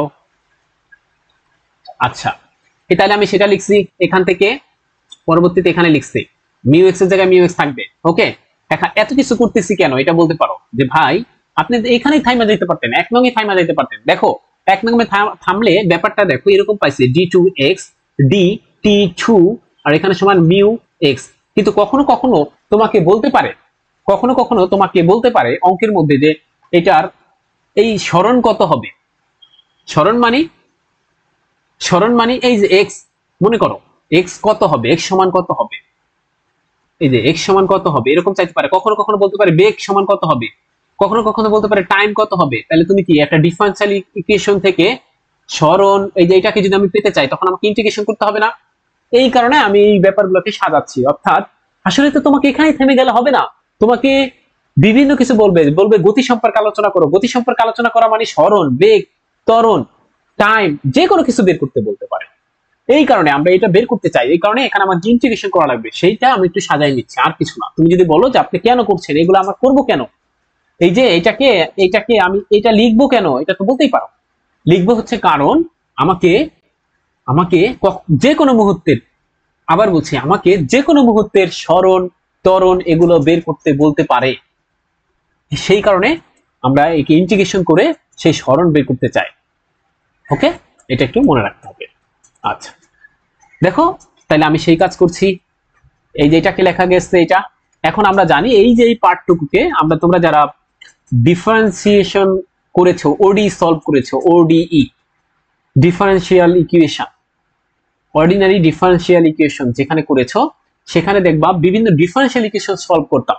অর্ডিনারি ডিফারেন্সিয়াল ইকুয়েশন করেছো, দেখবা যে অর্ডিনারি ডিফারেন্সিয়াল ইকুয়েশনে ওখানে সলভ করতাম। এখন কেন সলভ করতাম, সেখানে যদি তুমি ওই আনসারটা পড়ে আসতা তাহলে তুমি পেয়ে যাইতা যে আমরা কেন সলভ করতাম, এটাকে আমরা কেন ভাঙতাম বা কেন সলভ করতাম। এর ব্যাখ্যা ওখানে খুব সুন্দর করে দেওয়া ছিল যে আমরা কেন সলভ করি। কারণ হচ্ছে আমরা বিভিন্ন পয়েন্টে এই যে এক্স মানে এখানে মনে করো সরণ, ঠিক আছে। এক্স দ্বারা কিন্তু আমি আসলে একটা ডিস্টেন্সই বুঝাইছিলাম, এই যে ওপি এর ডিস্টেন্সটা সরণ না তাহলে। আচ্ছা তাহলে দেখো এই যে সরণ, এখন এক্স তো এখানেও হতে পারে, সাপোজ এখানেও হতে পারতো পি পয়েন্ট, এখানেও হতে পারতো, এই যে হতে পারতো, এখানে হতে পারতো, এখানে হতে পারতো। পি পয়েন্ট আমি ধরে নিয়ে আসলাম এখানে, সাপোজ তুমি কিছু করতে পারবা। এখানে দেখো এখান থেকে এখানে যে দূরত্ব এটা হবে 5, এখানে হবে অবশ্যই আরো কম, আস্তে আস্তে কম। তখন এই যে বিভিন্ন পয়েন্টে কিরকম আচরণ করছে একটা, এই যে ব্যাপারটা কিরকম আচরণ করছে বা কিরকম বৈশিষ্ট্য দেখাচ্ছে সেটা বের করাই হচ্ছে আমাদের ডিফারেন্সিয়াল ইকুয়েশন সলিউশনের মেইন কারণ ছিল। তো এটা তো আমরা আসলে না বুঝে করেছি দেখে আমরা বুঝতে পারিনি, কিন্তু এই কারণে কিন্তু আমরা সলভ করতাম। তাহলে ডিফারেন্সিয়াল ইকুয়েশন সলভ করি কেন, কারণ এটা কিন্তু একটা দেখো ডিফারেন্সিয়াল ইকুয়েশন। তুমি যদি দেখো এই 1 হচ্ছে একটা ডিফারেন্সিয়াল ইকুয়েশন, সেটাকে আমরা সলভ করতে চাই। সলভ করা মানে ইন্টিগ্রেশন করা। কেন সলভ করব, কারণ আমি বিভিন্ন পয়েন্টে সরণের কি রকম পরিবর্তন হচ্ছে সেটা দেখতে চাই, সহজ কথা। এই কারণে আমি এরকম করতেছি। এই দেখো এখন এটাকে সেপারেশন অফ ভেরিয়েবল, তোমরা পড়ছো সেপারেশন অফ ভেরিয়েবল, অর্থাৎ ডিফারেন্সিয়াল অর্ডিনারি ডিফারেন্সিয়াল ইকুয়েশন সলিউশনের ক্ষেত্রে আমরা বিভিন্ন ধরনের মেথড পড়তাম। কি সেপারেশন অফ ভেরিয়েবল, তারপর হোমোজেনিয়াস থাকলে আমরা এক মেথডে করতাম, তারপর লিনিয়ার থাকলে এক মেথডে করতাম, তাই না? বুঝতে পেরেছো? তাহলে আমি সেই কারণে, আচ্ছা প্রত্যেকটা কোর্স লাগবে, যে কোনো একটা কোর্স পড়তে গেলে অপর একটা কোর্স লাগে। তা আমরা মনে করি, বাংলাদেশের মানুষ মনে করি যে কোনো মতে পাস করি তারপরে ভালো কিছু করব। আর তোমরা যদি কেউ আরো ফিল করতে চাও যে আমি বুঝতে পারিনি যে ডিফারেন্সিয়াল ইকুয়েশন কিভাবে কেন সলভ করি, তাহলে আমাদের একটা লেকচার আছে। লেকচারের নাম হচ্ছে তোমার মানে প্লে লিস্টে যাবা ম্যাথমেটিক্যাল ফিজিওলজি, ওখানে ফার্স্ট লেকচারটা দেখবা, তাহলে দেখতে পারবা ম্যাথমেটিক্যাল ফিজিওলজি কোর্সে যা দেখবা আমি খুব ভালো করে ডিটেলসে 1 ঘন্টা 43 মিনিটে বলছি আমরা কেন সলভ করি। ম্যাথমেটিক্যাল ফিজিওলজি, ফিজিওলজি হবে, কি লিখছি, আচ্ছা এটা ফিজিওলজি হবে, ওকে ফিজিক্যাল লিখে ফেলছি। এটা একটু দেখবা তাহলে যদি কারো কোনো ধরনের ডাউট থাকে। আর যদি বলো যে না সমস্যা নাই দেখতে হবে না, আমরা এটা জানি যে এটা একটা অর্ডিনারি ডিফারেনশিয়াল ইকুয়েশন, একে এখন সলভ করতে হবে। কেন সলভ করতে হবে? বিভিন্ন ধরনের প্রপার্টিজ বের করতে। আর আমরা তো এটাই চাই যে বিভিন্ন ধরনের প্রপার্টিজ বের করতে চাই, কোন পয়েন্টে কি হচ্ছে এটাই তো বের করতে চাই, নাইলে আর কেন। এই motion under repulsive force proportional to distance, এখান দিয়ে এটু যদি কি কাজ হয়ে গেল, এই ইকুয়েশনটাতে কি কি কিছু হয়ে গেল, এখান থেকে তো আমি কিছুই জানলাম না। ঠিক আছে, আবার দেখবা ইন্টারমিডিয়েটে তোমরা পড়ে আসছো এরকম গতির সমীকরণ ছিল ডিএক্স ডিটি এ সাইন, এরকম একটা ব্যাপার ছিল ওমেগা টি প্লাস সামথিং, এরকমই মনে হয় একটা ব্যাপার ছিল, সেটাকে কিন্তু আমরা সলভ করতাম, যা দেখবা হ্যাঁ বিভিন্ন কিছু ছিল। আচ্ছা ঠিক আছে, এখন আমরা ভেরিয়েবল সেপারেশন মেথড দিয়ে এটা করেছি। কি করেছি? যত জায়গায় ভি আছে সবগুলোকে একত্রে রাখছি, যত জায়গায় এক্স আছে সবগুলোকে একত্রে রাখছি, এরপর ইন্টিগ্রেশন দিয়ে দাও। ঠিক আছে, সলভ করা নিয়মিত হচ্ছে ইন্টিগ্রেশন করা, এটাকে আমরা সলভ করতে চাই। আচ্ছা এবার দেখো এই যে ভি, তাহলে এটাকে আমরা জানি যে ভি, এবার ইন্টিগ্রেশনটা করতে হবে ভি এর সাপেক্ষে। তাহলে আমরা দেখো এরকম ছিল এক্স ডিএক্স, এটা সূত্র কি ছিল? এক্স স্কোয়ার বাই টু, তাহলে এখানে পাবো ভি স্কোয়ার বাই টু, সেটা লিখছি। আবার এখানে দেখো মি হচ্ছে কনস্ট্যান্ট, বের করে দাও, শুধু থাকবে কি তাহলে এক্স ডিএক্স, এক্স ডিএক্স কে যদি আবার ইন্টিগ্রেশন করি এক্স স্কোয়ার বাই টু থাকবে। এবার যেহেতু একটা ইন্টিগ্রেশন করে ফেলছি একটা কনস্ট্যান্ট দিতে হবে, সেই কনস্ট্যান্টটা দিয়ে ফেললাম সি, বলো তো বুঝছো কিনা? ওকে আচ্ছা ঠিক আছে, এরপর এরপর কি লিখছি? ভি স্কোয়ার সমান, দেখো এবার যদি আমি টু দিয়ে উভয় পক্ষে টু দিয়ে গুণ করে দেই এই ইকুয়েশনের, একটু খেয়াল করো, এই ইকুয়েশনের উভয় পক্ষে টু দিয়ে গুণ করে দাও, তখন পাবা হচ্ছে তুমি এটা। ঠিক আছে, এরপর দেখো পাইলাম হচ্ছে আমি C by two K fraction, দেখতে কিরকম লাগে না? সি বাই টু কিন্তু একটা কনস্ট্যান্ট, কারণ সি কি, এখানে সি হচ্ছে একটা কনস্ট্যান্ট, তাহলে সি বাই টু একটা কনস্ট্যান্ট, তার নাম দিলাম আমি ডি, দিতেই পারি কোনো সমস্যা নাই। তাহলে আমি এরকম পাইলাম সর্বশেষে। তাহলে এই দেখো এখান থেকে চাইলে আমি বেগ বের করে ফেলতে পারতাম না? তুমি কিন্তু এই ইকুয়েশন থেকে কোনোদিনও বেগ বের করতে পারতা না। এই ইকুয়েশন থেকে বেগ বের করতে পারতা কোনোদিন? বলো না, কেন পারতা না? কারণ হচ্ছে এখানে তো ডিফারেনশিয়াল কোফিসিয়েন্ট দেওয়া আছে। কোথায় এখানে বেগ নামে কিছু আছে? এক্স, এক্স তো সরণ, সরণ ছাড়া আর কিছু আছে? বেগ, বেগ আছে বলো? নাই। এই কারণে তোমাকে কিন্তু এটাকে সলভ করতে হবে, বিভিন্ন পজিশনে কি রকম বেগ হচ্ছে কি করছে। এই দেখো বিভিন্ন পজিশনে কেমনে বললাম, এক্স এর মান চেঞ্জ করবা, বিভিন্ন পজিশনের বেগ পাবা, বলো তো বুঝছো কিনা? এখানে এক্স যদি অন দাও তাহলে যা পাবা, এক্স এর মান টু দিলে তো তা পাবা না, তুমি বলো, কারণ এক্স এর মান ওয়ান দিলে এখানে ওয়ান পাইতা। দেখো তোমাকে আমি একটু ফিল করাই, তুমি যদি এক্স এর মান ওয়ান দিতা তাহলে বি স্কোয়ার সমান পাইতা হচ্ছে মিউ প্লাস ডি, যদি বি এক্স এর মান টু দিতা তখন পাইতা ফোর মিউ প্লাস ডি। সাধারণভাবে এটা একটু বেশি মনে হচ্ছে নাকি, বুঝো নাই? এরকম হইতে পারতো। তাহলে দেখছো বিভিন্ন পজিশনে এক্স এর মান যদি বাড়ে কমে তখন বেগও বাড়ে কমতে পারে, সেইটা আমি এই যে এখানে পেয়ে গেলাম, এই 2 নং ইকুয়েশনে পেয়ে গেলাম। ঠিক আছে, এটা 2 নং ছিল। এখন আমি আরো কিছু প্রপার্টিজ জানতে চাই। কি জানতে চাই? এট রেস্ট ভি ইকুয়ালস টু 0, এই যে এখানে এসে বলছিলাম এখানে এখানে বেগ শূন্য হয়ে যায়, কারণ একটা ফোর্স দেওয়ার ফলে একটা পার্টিকেল আছে সে হাঁটতে হাঁটতে হাঁটতে হাঁটতে হাঁটতে হাঁটতে এখানে এসে সে ক্লান্ত হয়ে পড়ছে, বেগ শূন্য হয়ে গেছে, এই যে এটা লিখছি। ভি ইকুয়ালস টু যখন 0, the particle at x equals to a, এই যে তখন কি হয়, এখান থেকে এই পার্টিকেলের ডিসটেন্সটা কত ছিল? এ ছিল, বলো তো বুঝছো কিনা? পার্টিকেলের ডিসটেন্স কত? এ। আবার বলছি, এই যে এখান থেকে ফোর্স দেওয়ার ফলে সে হাঁটতে হাঁটতে হাঁটতে হাঁটতে হাঁটতে হাঁটতে এখানে সে ক্লান্ত, আসার ফলে এখানে তার বেগ শূন্য, কিন্তু সে কতটুকু ডিস্টেন্স অতিক্রম করছে এখানে আমি বলে দিছি এ। আর এখানে এক্স ইকুয়ালস টু কেন এ বলছেন? আপনার না এই পর্যন্ত বলছেন এক্স, এখন তো এক্স বারবার বলছি, এক্স হচ্ছে ইন জেনারেল, এক্স যদি এখানে থাকে তখন হবে আরো বেশি, এক্স যদি এখানে থাকে তখন হবে মনে করো 6, এখানে 7, এখানে মনে করো 5, এখানে মনে করো 4, সেই 4টাই হচ্ছে আমার এ। তার মানে এক্স ইকুয়ালস টু 4 হতে পারে, 5 হতে পারে, 6 হতে পারে, 7 হতে পারে, এই কারণেই তো ভেরিয়েবল, বুঝছো কিনা? ওকে, তাহলে এক্স ইকুয়ালস টু এ, এটা আমরা বললাম। ওকে, তাহলে দেখো যখন v0 তখন কিন্তু পার্টিকেল এক্স ইকুয়ালস টু এ তে পৌঁছায়, তখন কি ঘটনা ঘটে দেখো। এখন কেন আমরা এর কাজ করতেছি, আবার বলতে পারো যে আমি এরকম কেন করছি।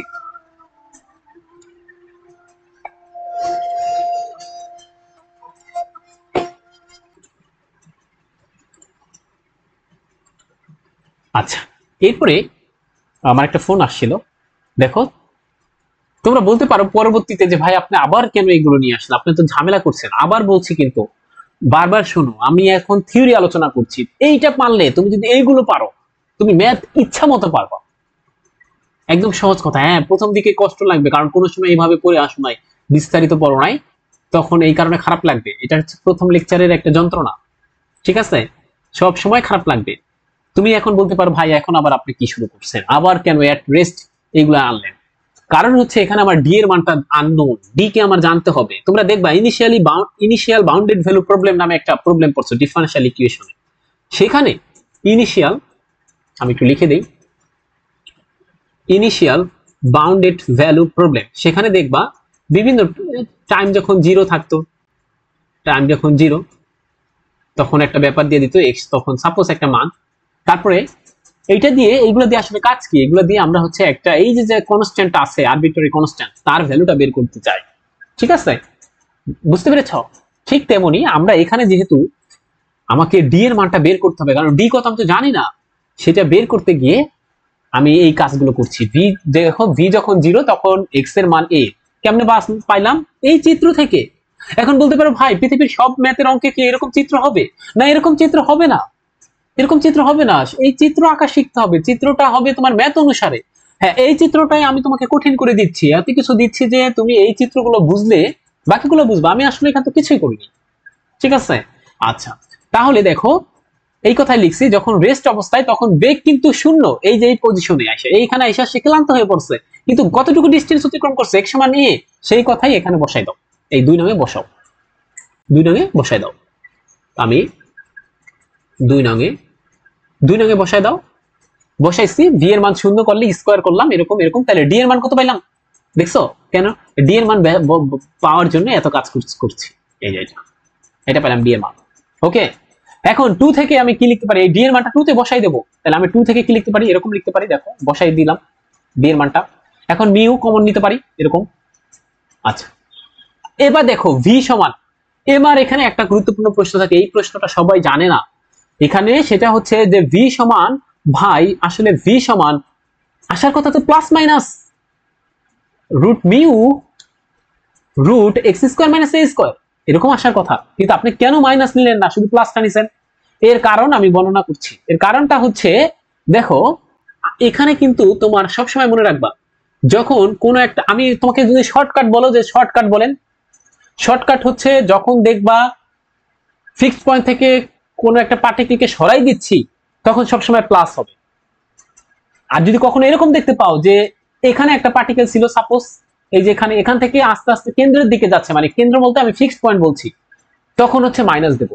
এখন কথা হচ্ছে কেন প্লাস দেবো? প্লাস এই যে এখানে প্লাস দেবো, আর উল্টাটার ক্ষেত্রে মাইনাস দেবো কেন? কারণ হচ্ছে দেখো এখান থেকে আস্তে আস্তে আস্তে আস্তে আস্তে আস্তে তার বেগ বাড়ে, কিন্তু বুঝতে পারছো কিনা? এই যে এখানে তো তার একদম রেস্ট অবস্থা, এখানে এই যে এখানে পার্টিকেলটা এখানে ছিল যখন, তখন থেকে আস্তে আস্তে যেগুলো কিন্তু বেগ বাড়তেছিল বাড়তেছিল বাড়তেছিল বাড়তেছিল বাড়তেছিল বাড়তেছিল, বুঝতে পেরেছো? এই কারণে, আর কিছু না। এই কারণে তুমি কি দিবা? এখানে প্লাস দিবা। সহজ কথা, যখন দেখবা অরিজিন থেকে কোনো কিছু দূরে সরে যাচ্ছে, দূরে সরে যাওয়া মানে তার আস্তে আস্তে ডিস্টেন্স বাড়া, এই কারণে প্লাসটা দিবা, সহজ কথা, ঠিক আছে? আবার যখন কোনো কিছু এভাবে এভাবে এভাবে জিরোর দিকে আস্তে আস্তে, তার মানে আস্তে আস্তে ডিস্টেন্স কমতেছে, তার মানে সেখানে কি দিবা? মাইনাস দিবা, একদম সহজ ভাবে। যদি তুমি বলো যে শর্টকাটে, তাহলে সেটা ব্যাখ্যা হচ্ছে এটা। ওকে, তাহলে এগুলো একটু মুছে দিলাম, প্রত্যেকটা জিনিস একটু মুছে দিলাম। এরপর আমরা সেটা করছি, কেন প্লাস নিচ্ছি? Directed away from origin. আচ্ছা গেল, এটা কেস 1, এই পর্যন্ত তুমি জানতে হবে।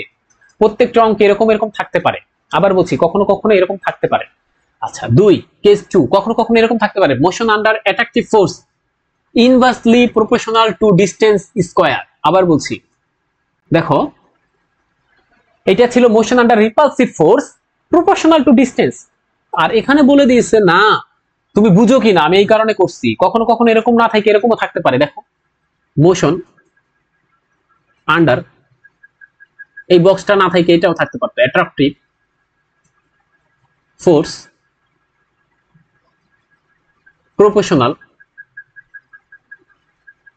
প্রপোর্শনাল টু, শুধু ডিস্টেন্স বলতো, শুধু ডিস্টেন্স। তখন কি হইতো ব্যাপারটা? দেখো আমি সহজে বুঝাই দিই, এর আগেরটা যেহেতু তুমি পারছো, দেখো তাহলে এখানে বলছে মোশন আন্ডার অ্যাট্রাকটিভ ফোর্স, তাহলে ফোর্সটার নাম দিলাম অ্যাট্রাকটিভ ফোর্সের নাম দিলাম ক্যাপিটাল এফ, সেটা প্রপোর্শনাল টু ডিসটেন্স, এখানেও দা সাপোজ এক্স, ডিসটেন্সটা এক্স আগের মতো যে সাজায়।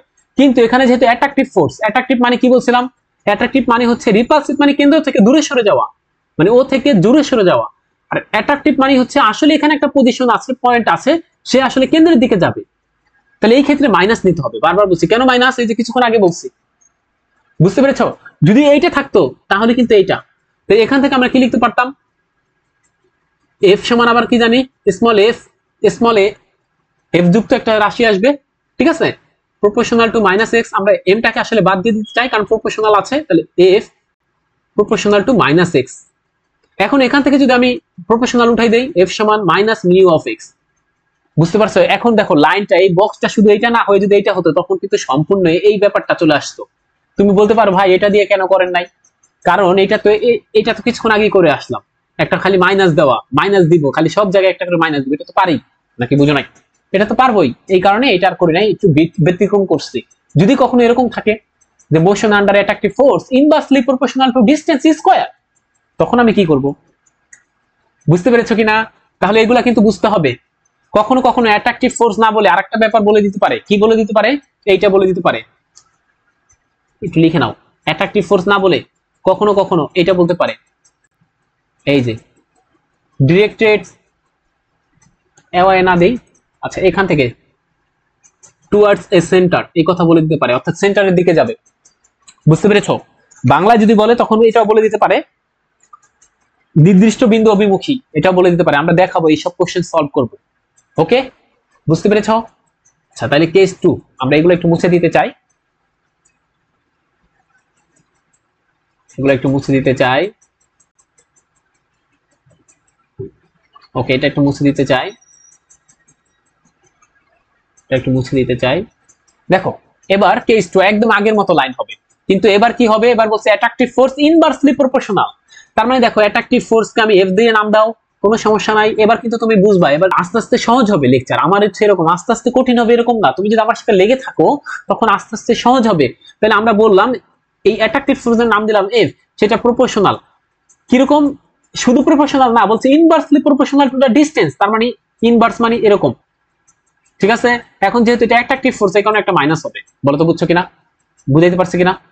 আচ্ছা তাহলে দেখো এই কথাটা, এগুলা পারা যাবে, একদম সহজ করে ফেলবো। কোশ্চেন সলভ যায় দেখবা আরো পানি, তুমি যদি এগুলো পারো সবই পানি হয়ে যাবে।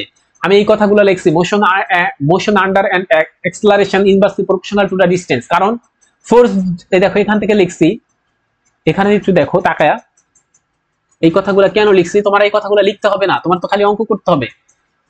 এই যে এটা দেওয়া ছিল, শেষে দেখলাম অ্যাক্সেলারেশন ইনভার্সলি প্রপোর্শনাল, ঠিক আছে? আচ্ছা এই কারণে আমি এই কথাগুলো লিখছি, অ্যাক্সেলারেশনও inversely proportional to the distance square. দেখো এই কথাগুলো লিখছি, বুঝতে পেরেছো? আচ্ছা এখানে কেন মাইনাস দিছি, কারণ হচ্ছে কেন্দ্রের দিকে আসতেছে, এই কারণে। এটা এক নাও। এখন আমাদের কাজ কি, এটা একটা ডিফারেনশিয়াল ইকুয়েশন, একে সলভ করতে হবে। তা আমরা জানি এটাকে লেখা যায় এইটা, এই যে d2x dt স্কয়ার, এটাকে কি লেখা যায়, এটাকে লেখা যায় v dvdx, এর আগের বার করে আসছি। ওকে, যার যথাযোগ্য থাকে। এবার ভেরিয়েবল সেপারেশন করো, যেখানে v আছে সব v কে রাখো, যেখানে x আছে সব x কে নিয়ে যাও। আচ্ছা এরপর এটাকে করলে v স্কয়ার বাই 2, আর এটাকে করলে আসবে কি, দেখো এখানে একটা মাইনাস আছে, মাইনাস 1 বাই x স্কয়ার কে করলে কি আসবে, এরকম আসবে। কেমনে করবা তোমরা জানো কিন্তু এগুলা, একটা মাইনাস আছে সামনে, মিউ কিন্তু একটা কনস্ট্যান্ট, মিউ কে বের করে নিয়ে আসো। তাহলে এই যে মিউ কনস্ট্যান্ট বের করে নিয়ে আসলাম, শুধু থাকবে কি 1 বাই x স্কয়ার। একে আমরা কিভাবে লিখতে পারি, আরেকটা পদ্ধতিতে লিখতে পারি, কি মাইনাস এক্স স্কয়ার, এরকম লিখতে পারি dx। এখন দেখো এটা x to the power n এর সূত্র পড়ে, তো তুমি যদি করতে চাও সেটা দেখবা। তা আমরা কিন্তু এটা পারো, সবাই পারো না, x to the power n এর সূত্র হচ্ছে +1 +1। তাহলে দেখো এখানে থাকলো কি, এখানে একটা মাইনাস থাকে, মাইনাস আর এই মাইনাসে প্লাস, তাহলে মিউ, আর এখানে থাকে হচ্ছে x to the power 1 -1। Okay, inverse বলবা, এটা 1 বাই x, তাহলে পারবা? তাহলে সেটাই আমি পাইছি এখান থেকে। ওকে, তাহলে 2 নং আমি পেয়ে গেলাম। এখন 2 নংকে, এই যে সি আছে, সি এর মানটা আমাকে বের করতে হবে, কি দিয়ে বের করতে হবে, বিভিন্ন কন্ডিশন দিয়ে। এই যে এখানে দেখো, এবার দেখো পার্টিকেলটা প্রথমে দেখো, এবার কিন্তু উল্টা কেস। এবার হচ্ছে দেখো এখান থেকে এখান থেকে আগের বার একটা ফোর্সের মাধ্যমে এখান থেকে আমি দূরে সরাই দিছিলাম, সে এখানে এসে ক্লান্ত হয়ে পড়ছিল না, এর এখানে কিন্তু উল্টা কেস। উল্টা কি, প্রথমে সে হচ্ছে জিরো ছিল, মনে করো প্রথমে জিরো ছিল, এরপর তাকে টানতেছে, কেন্দ্র থেকে টানতেছে, টানতেছিল মতন যখন আস্তে আস্তে আস্তে আস্তে আস্তে আস্তে আস্তে সে এখানে আসবে, এখানে আসবে, এখানে আসবে, ধরো এখানে আসছে, তাহলে এই কেন্দ্র থেকে এই পি পয়েন্টের দূরত্ব আমি ধরে নিচ্ছি এক্স, ধরতেই পারি, এটা তোমার মন মতো ধরে দিবা। এই অঙ্কগুলো এগুলো বর্ণনা করা থাকবে, কোথা থেকে কার দূরত্ব কত, এটা বর্ণনা করা থাকবে অঙ্কের মধ্যে। আমরা এখন ইন জেনারেল শিখতেছি দেখা কঠিন মনে হতে পারে, তুমি অন্য কোনো ধরলেও কোনো ধরনের সমস্যা নেই। এরপর সে আস্তে আস্তে আস্তে আস্তে আস্তে আস্তে আস্তে এখানে আসবে, বুঝতে পেরেছ? এবার সেই কথা করছি, তাহলে প্রথমে বি ইকুয়াল টু 0 ছিল, তখন এক্স এর মান কত ছিল, এ ছিল। দেখো এই যে এখান থেকে এই যে কেন্দ্র থেকে, কেন্দ্র বলতে ফিক্সড পয়েন্ট থেকে এখানে দূরত্ব আমি ধরে নিচ্ছি এ, তাহলে দেখো সেটাই বি যখন 0 এক্স সমান এ, তখন বসায় দাও, বসায় দিলে সি এর মান পাবা। এবার সি এর মানটা 2 নঙ্গে বসায় দাও, বসায় দিচ্ছি, বসায় দিলাম। এবার দেখো ভি স্কয়ার সমান এরকম একটা ব্যাপার পাইছি। এবার আমরা ভি সমান আমরা জানি প্লাস মাইনাস আসবে, এবার কোনটা নিব, মাইনাস নিব। কেন মাইনাস নিব, কারণ হচ্ছে আমার আস্তে আস্তে আস্তে আস্তে সে কেন্দ্রের দিকে যাচ্ছিল, মানে ডিস্টেন্স কমে যাচ্ছিল, এই কারণে, সহজ কথা। তাহলে বেগটা এবার মাইনাস হবে, বুঝতে পেরেছ? এবার তোমার কাছে আমার প্রশ্ন হলো, ওপি, এই যে ওপি সমান এক্স, এই পয়েন্টে সম্পর্কে কোনো তথ্য দিতে পারবো আমাকে? মানে এখানে এক্স সমান কত আসলে তোমাকে যদি আমি বলতে চাই, এক্স সমান আমি জানতে চাই, তাহলে এক্স সমান যদি জানতে চাও, এখানে ভি কে লেখা যায় কি ডিএক্স ডিটি না, এই লাইনটা কিন্তু ভি ছিল। এবার মনে করো আমি মনে করলাম এক্স কত হবে, তুমি কিন্তু দেখো কোথাও কিন্তু সিঙ্গেল এক্স পাও নাই, এখানে কিন্তু এটা কিন্তু এক্স না, এটা কিন্তু ডিফারেন্সিয়াল ইকুয়েশন, ঠিক আছে? এটা কিন্তু ত্বরণ, এই পুরো ব্যাপারটা ছিল ত্বরণ, কিন্তু তুমি এখান থেকে তুমি কি পেতে চাও, এক্স পেতে চাও। এক্স মানে কি, সরণ, বিভিন্ন পয়েন্টে সরণ পেতে চাও, তাহলে তুমি কি করবা, এই ভি কে লেখা যায় ডিএক্স ডিটি, তাই কি না? এই বি কে লেখা যায় না ডিএক্স ডিটি। আচ্ছা, তাহলে তুমি সেটা করলা, আর এইটার ডান পাশের মতো থাকলো। এবার আবার ভেরিয়েবল সেপারেশন করবা, যেখানে যেখানে এক্স আছে তাদেরকে সবাইকে নিয়ে আসবা, তাহলে এটার মধ্যে এক্স আছে, এখানে এক্স আছে, আর এখানে টি আছে, আর এখানে এইটা কনস্ট্যান্ট, যেহেতু এটাকে আমি টি এর সাথে রাখলাম, সমস্যা নেই, কনস্ট্যান্টকে যার সাথে রাখতে পারো, কোনো সমস্যা নেই। এটা করলাম। এখন দেখো এখানে এসে একটা গুরুত্বপূর্ণ ব্যাপার আছে, এগুলাই শিখতে হবে, এগুলা শিখলে হয়ে যাবে। আচ্ছা, এইটা এখানে একটা গুরুত্বপূর্ণ ব্যাপার আছে, সেটা হচ্ছে এখানে দেখতে পাচ্ছ একটা রুট আছে, আমরা সব সময় চেষ্টা করব রুটকে মুক্ত করতে। আবার বলছি 9-10 দেখবা 9.4 ডিফারেন্সিয়েশনে একটা বক্স আছে, রূপন্তী প্রকাশনীতে যা দেখবা বিভিন্ন বক্স আছে, সেখানে রুট মুক্ত করার বিভিন্ন ওয়ে দেওয়া আছে। যদি কোনো কিছু এরকম থাকে যে এ স্কয়ার মাইনাস এক্স স্কয়ার, এটাকে রুট মুক্ত করতে চাও, তাহলে ওরা বলে দিছে এক্স সমান হচ্ছে এ কস থিটা ধরবা অথবা এ সাইন থিটা ধরবা। এখন কথা হচ্ছে কেন, তুমি যদি ধরো দেখো তাহলে কি ঘটনা ঘটে, এ স্কয়ার জায়গায় এ স্কয়ার লেখো, এক্স এর জায়গায় লেখো a square cos square theta, x এর জায়গায় দেখো এই যে এ কস থিটা বসাইলাম, তাহলে এখান থেকে তুমি যদি এ স্কয়ার কমন না, তাহলে 1 মাইনাস কজ স্কয়ার থিটা। এবার দেখো 1 মাইনাস কজ স্কয়ার থিটাকে লেখা যায় সাইন স্কয়ার থিটা, দেখো তাহলে দিন শেষে রুট মুক্ত হয়ে যাবে, শুধু থাকবে এ সাইন থিটা, রুট থাকে না। তাহলে আমার যে কোনো কিছুতে তুমি যদি দেখতে চাও এরকম রুট থাকে, যে কোনো কিছুর মধ্যে যদি তুমি দেখো রুট আছে, তুমি অবশ্যই অবশ্যই কি করবা, রুটকে মুক্ত করার চেষ্টা করবা। এখন রুটকে মুক্ত করা যায় বিভিন্ন টেকনিকের মাধ্যমে, কি ধরলে রুট মুক্ত হবে সেটা সম্পর্কে আমাকে জানতে হবে আমাকে, ঠিক আছে? বুঝতে পেরেছো? আচ্ছা, এখানে দেখো এখানে আমি কি ধরলে রুট মুক্ত হবে, আগের বার তো ছিল a square minus x square root, এরকম একটা ব্যাপার ছিল। এখন আমি কি ধরলে এখানে রুট মুক্ত হবে সেটা আমাকে খেয়াল করতে হবে। এখন তুমি যত প্র্যাকটিস করবা তত তুমি এই সম্পর্কে বুঝতে পারবা। দেখো আমি যদি এখানে এ কজ স্কয়ার থিটা ধরি, এ কজ স্কয়ার থিটা এক্স এর পরিবর্তে, তখনই রুট মুক্ত হয়ে যায়। কেমনে, এই যে এখানে বসাও, দেখাচ্ছি তোমাকে কেমনে রুট মুক্ত হয়ে যায়। এই এক্স এর পরিবর্তে, যে এখানে এক্স এর পরিবর্তে লেখো এ কজ স্কয়ার থিটা, এর জায়গায় এ, এক্স এর জায়গায় এ কজ স্কয়ার থিটা। এখন এ কমন নাও, কমন নিলে থাকবে 1 মাইনাস, দেখো এটা কিভাবে রুট মুক্ত হলো। এখানে আসো, এক্স সমান কি ধরতে বলছি, এ কজ স্কয়ার থিটা, তাহলে এ কজ স্কয়ার থিটা বসাইলাম, এখানে এ কজ স্কয়ার থিটা, নিচে তাহলে কি আসবে, এখানে যা আছে তাই থাকুক উপরে। এবার নিচে এ যদি কমন নাও থাকে হচ্ছে 1 মাইনাস কজ স্কয়ার থিটা, এটাকে লেখা যায় সাইন স্কয়ার থিটা, এ কাটা দাও, তাহলে দেখো এখানে থাকবে হচ্ছে কত থাকবে, কস থিটা সাইন থিটা। বলো তো বুঝছো কিনা, cos theta by sine theta, কারণ স্কয়ার এবং রুটে কাটা যাবে, বলো বুঝছো কিনা? তাহলে রুট মুক্ত হয়ে গেল। তাহলে নিয়ম কি, কোথাও যদি রুট দেখো রুট মুক্ত হয় এমন কোনো কিছু ধরে নিতে হবে, সহজ কথা। আচ্ছা, এটা করছি। তাহলে x সমান a cos স্কয়ার থিটা ধরছি, ঠিক আছে? তার মানে তুমি এখানে কি করছো বলো তো, x কে তুমি থিটা দ্বারা রিপ্লেস করছো, ভেরিয়েবল চেঞ্জ করে ফেলছো। তাহলে তোমাকে dx ও থাকতে পারবে না, তাকেও চেঞ্জ করে ফেলতে হবে। বলো তো বুঝছো কিনা, বুঝাইতে পারছে কিনা? এই যে তাহলে আমি কি করব, এই x কে এরকম করবা, এখানে কে আছে এটা এমনি না করি, অন্যভাবে করে দেই। সুন্দর কথা। যখনই কোনো কিছু ধরবা, আবার বলছি, যখনই তোমরা কিন্তু এগুলো পড়ে আসছো, তারপর আবার বলছি, যখনই কোনো কিছুকে ধরবা, তার মানে দেখো x সমান তুমি a cos স্কয়ার থিটা ধরছো, তার মানে তুমি কাজটা কি করছো, x নামক ভেরিয়েবলকে থিটা নামক ভেরিয়েবল দ্বারা চেঞ্জ করতেছো, ঠিক আছে? তাহলে যার সাপেক্ষে আমরা ইন্টিগ্রেশন করি সেই হচ্ছে আমার ভেরিয়েবল। বলো তো বুঝছো কিনা, বুঝতে পেরেছো? তাহলে এখানে যখনই কোনো কিছু ধরবা, তখনই লেখো, তখনই ডিফারেন্সিয়েশন করতে হয়, এগুলো তোমরা জানো। এখন কথা হচ্ছে কার সাপেক্ষে ডিফারেন্সিয়েশন করব, এখানে যার সাপেক্ষে ইন্টিগ্রেশন করা আছে, সহজ কথা। তাহলে একে ডিফারেন্সিয়েশন করব কার সাপেক্ষে, x এর সাপেক্ষে। তাহলে দেখো এবার x এর সাপেক্ষে উভয় পক্ষে করলে dx dx, এখানে a, মনে মনে ধরে নাও এখানে x আছে, তাহলে cos স্কয়ার থিটাকে কি লেখা যায়,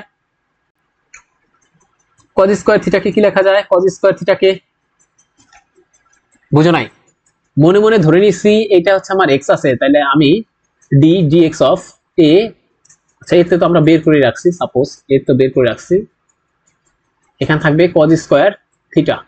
আচ্ছা এ ডিফারেন্সিয়েশন এখন মুক্ত হয় নাই, এটাকে মনে মনে আমরা এটাও লিখতে পারি, কি লিখতে পারি, এই স্কয়ারটা কাটা দিয়ে উপরে লিখতে পারি। তাহলে এখানে x to the power n, তাহলে সূত্র কি 2 cos থিটা, এখানে 2 - 1 মানে 1 দেওয়া লাগবে না, আসলে তো এটা থিটা, এটা তো x ছিল না, এটা ছিল cos থিটা, cos থিটাকে করলে আসবে মাইনাস sin থিটা, আসলে তো এটা থিটা মানে x ছিল না, ওটাকে করতে হবে আবার d থিটা dx। বলো তো বুঝছো কিনা? তাহলে ব্যাপারটা এই যে এখানে মিলাই কি পাইলাম, এগুলো কিন্তু গুণে, এখানে পাইলাম হচ্ছে 2a minus 2a sin theta cos theta d theta, আর এই dx টাকে এই পাশে নিয়ে আসো, এখানে তো অন, তাহলে এখানে dx, তাহলে dx সমান কত পাইলাম, minus 2a sin theta cos theta d theta. বলো তো বুঝছো কিনা? আবার বলছি, আবার একবার বলে দিচ্ছি, হয়তো নাও বুঝতে পারো। যখনই দেখছো কোনো কিছু ধরে ফেলছো, তাকে আমাকে ডিফারেন্সিয়েশন করতে হবে কার সাপেক্ষে, যার সাপেক্ষে ইন্টিগ্রেশন করা আছে, ঠিক আছে? আচ্ছা এবার বলতে পারো ভাই এখানে তো ইন্টিগ্রেশন করা আছে টি এর সাপেক্ষে, তাহলে টি এর সাপেক্ষে কেন করবো না, কারণ তুমি তো এইখানে প্রতিস্থাপন করতেছো, ওকে, এই কারণে। আচ্ছা তাহলে কি বলছি, উভয় পক্ষে ডিফারেন্সিয়েশন করে দাও x এর সাপেক্ষে, এরকম আসে, a কনস্ট্যান্ট বের করে দাও, cos স্কয়ার থিটা, আচ্ছা cos থিটা লিখে এখানে স্কয়ার করে দিলাম, ওকে। আচ্ছা দেখো এরপর এর জায়গায় a লেখো, এই পুরো ব্যাপারটাকে মনে মনে তোমাকে x ধরতে হবে, কেন, কারণ এখানে x এর সাপেক্ষে তুমি ডিফারেন্সিয়েশন করতেছো, তাহলে যদি x ধরি তাহলে এখানে কি পাবো 2 cos থিটা, কারণ আমরা জানি x স্কয়ারের সূত্র হচ্ছে 2x, তাহলে বসাই দিলাম, আসলে তো এটা x ছিল না ভাইয়া, কি ছিল জানো, cos থিটা, তাহলে আবার তাকে ডিফারেন্সিয়েশন করতে হবে cos থিটাকে, ঠিক আছে? আচ্ছা তাহলে এখান থেকে পাচ্ছে কি a 2a cos থিটা। এবার দেখো মনে মনে আবার এটাকে x ধরো, এই থিটা সমান x ধরো, তাহলে cos x এর সূত্র কি মাইনাস sin x, তাহলে এখানটা মাইনাস দাও, sin x মানে থিটা, আসলে কি এটা x ছিল না, থিটা ছিল, তাহলে আবার করতে হবে, শাস্তি দিতে হবে, d থিটা dx, শেষ। এই dx টাই এই পাশে নিয়ে আসতে হবে, কারণ এখানে তো 1, তখন dx সমান পাবো minus 2a sin theta cos theta d theta, ওকে।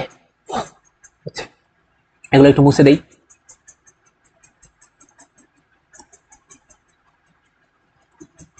এই কথাটাই করছি, এই কথাটাই এখানে করছিলাম সংক্ষেপে, অর্থাৎ তুমি চাইলে এটাকে একটু মুছে দাও, নাহলে এখানে একটা বিভ্রান্তি আসতে পারে, ওকে, এখানে ডি থিটা দিয়ে দাও, ঠিক আছে, একই কথা, দুটো হয়ে গেছে। আচ্ছা তা আমি সেগুলো বসাই দিলাম, এই যে বসাই দিচ্ছি, যেগুলো ধরছি সেগুলো বসাই দিচ্ছি, আর এখানে তো কোনো কিছু ধরি নাই, এখানে যা আছে তাই। আচ্ছা এই দেখো এরপরে এই থিটা সাইন থিটা, এই সাইন থিটা কাটা দাও, কাটলে কি আসে, এই 2a থাকবে, এবার এখানে একটা মাইনাস, এখানে একটা মাইনাস, উভয় পক্ষ থেকে কাটা উঠাই দিতে পারি, তাহলে এখানে থাকবে হচ্ছে cos square theta, 2a cos square theta, okay, তাহলে সেটা করছি, ঠিক আছে। আচ্ছা তাহলে এখানে মাইনাস ছিল, এখানে মাইনাস ছিল, সেটা না উঠাইলাম, তাহলে এখানে তো ছিল না, এই কারণে এখানে মাইনাস চিহ্ন চলে আসবে, তাহলে a কনস্ট্যান্ট বের করে নিয়ে আসলাম, কনস্ট্যান্ট বের করে নিয়ে আসলাম, থাকবে হচ্ছে 2 cos স্কয়ার a মানে হচ্ছে 1 প্লাস cos 2a, তোমরা জানো এগুলো, 2 cos স্কয়ার মানে হচ্ছে 1 প্লাস cos 2a করে দিলাম, এটা যথারীতি থাকবে। এবার দেখো 1 কে ইন্টিগ্রেশন করলে এই যে এরকম আছে, ইন্টিগ্রেশন সবাইকে দিতে পারি। এখান থেকে যদি এটাকে একটু বাড়তি লাইন করতাম, এর জায়গায় এ থার্ড ব্র্যাকেট দাও, এখানে এরকম লিখতে পারি 1 D theta plus cos 2 theta D theta, এরকম লিখতে পারো। এখন দেখো এর জায়গায় এই 1 ইনটু ডি থিটা, তোমরা জানো এক্স, সরি তোমরা জানো কি জানো, এখানে যদি dx থাকতো তখন এটাকে লেখা যায় 1, তাই কিনা? সরি সরি সরি কি বলছি, শুনো শুনো শুনো, আচ্ছা এখানে dx থাকলে এখানে লেখা যাবে হচ্ছে x, তাই কিনা? 1 ইন্টু dx মানে x, তাহলে এখানে 1 ইন্টু d থিটা মানে হচ্ছে থিটা।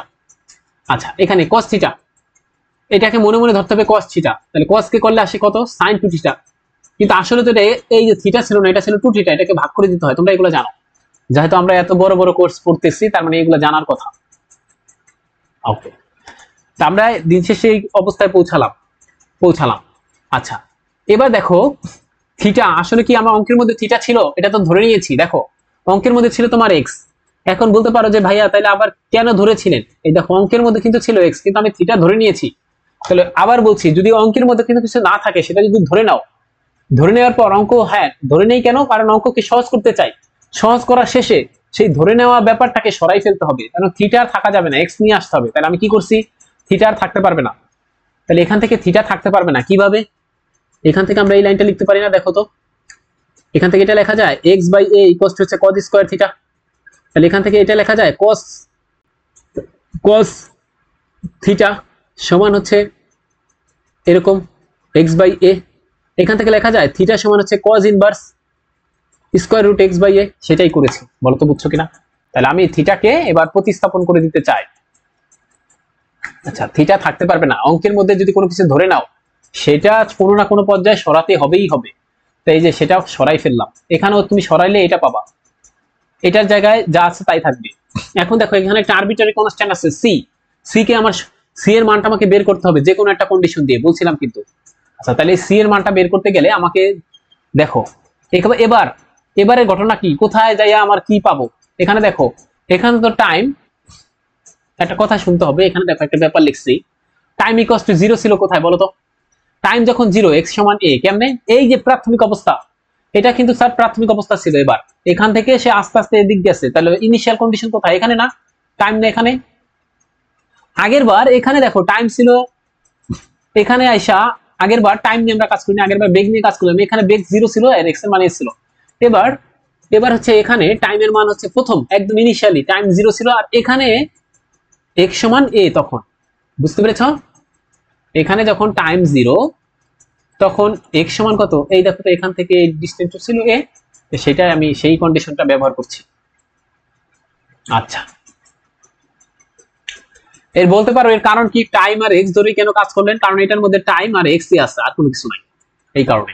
তুমি এইগুলা অ্যাড করতে করতে বোঝা যায়, টাইম যখন 0, এক্স তখন a, সি তখন 0 হবে কেমনে? কারণ এখানে বসাই দাও, সব বসাও, টাইম এখানে 0 বসালে এই পার্টটা 0। আচ্ছা এখানে দেখো এক্স এর মান a বসাও, তাহলে cos ইনভার্স 1, বলো cos ইনভার্স 1 মানে কত? আমরা জানি cos 0 ডিগ্রির মান 1, তাহলে এখানে পাবো হচ্ছে 0, এই পার্টটা 0। এখানে কি পাবা দেখো, এখানে x এর মান a বসালে 1 মাইনাস 1 মানে 0, তাহলে এই পার্টটা 0, তাহলে সব 0 আসে, বুঝতে পেরেছো? তখন c এর মানটা হয়ে যাবে 0, বুঝাইতে পারছি? এখন আরেকটা কথা বলে দেই, এটা একটু জানা দরকার, এটা মনে রাখবা, বিভিন্ন সময় বিভিন্ন কিছু ধরে c এর মানকে আমি কিন্তু বের করছি। দেখো এই ইকুয়েশনের মধ্যে b এবং x আছে, সুতরাং b এবং x এর কন্ডিশন দিয়ে তুমি চেষ্টা করবা c এর মান বের করতে, দেখছো? এই যে কারণে দেখো আমি এখানে c এর মানটা বের করছি b এবং x দিয়ে, এই যে এখানে v এবং x দিয়ে। আবার দেখো এখানে আইসা সিটা পাইলাম, এখানে আছে হচ্ছে কি x এবং t, এই কারণে আমি x এবং t দিয়ে, দেখো এই ইকুয়েশনের মধ্যে x এবং t আছে, সুতরাং c এর মানটা বের করবে x এবং t ইউজ করে, এবং কোথায় দেখবা 0 পাওয়া যায় একটাতে, ঠিক আছে? সেটা একটু চেষ্টা করবা। তাহলে এখানে দেখো আমি c এর মানটা এখন আবার বসাবো, এটাই 0 বসাও, 0 বসালে তো এই পার্টটুকু থাকে, তাহলে এখান থেকে পাচ্ছি এইটা, তাহলে t সমান এই ঘটনাটা পাচ্ছি। বলতে পারো এটা কেমনে পাইছি, এই যে এটাকে একটু ভাঙাইছি, এটা একটু শোনো, এটাকে ভাঙাইছি, কিভাবে ভাঙাইছি? 2 মিউ কে 2 মিউ রুটের মধ্যে রাখছি, আর এই যে এটাকে ভাঙলে থাকে হাফ, এখানে একটা আবার 1 আছে, দেখছো? বুঝতে পেরেছো?